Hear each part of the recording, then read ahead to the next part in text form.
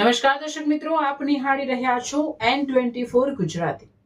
તો નજર કરીશું આજના મહત્વના સમાચાર પર।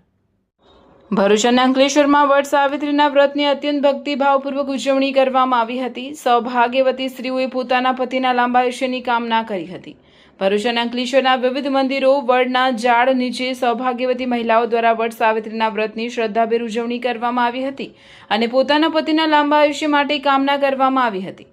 શાસ્ત્રો મુજબ વટના વૃક્ષ નીચે બેસીને સાવિત્રીએ પોતાના પતિ સત્યવાનને પુનર્જીવિત કર્યા હતા। વટ સાવિત્રી વ્રત કરીને સૌભાગ્યવતી મહિલાઓ પોતાના પતિના લાંબા આયુષ્ય અને સુખ સમૃદ્ધિની કામના કરે છે।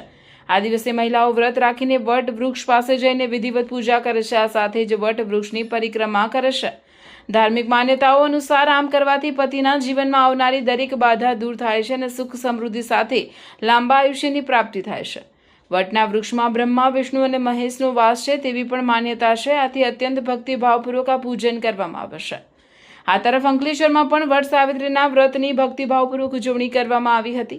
અંકલેશ્વરના વિવિધ મંદિરો અને ગામોમાં સૌભાગ્યવતી મહિલાઓ દ્વારા વટ સાવિત્રીના વ્રતની શ્રદ્ધાભેર ઉજવણી કરી હતી અને પતિના લાંબા આયુષ્ય માટે કામના કરી હતી।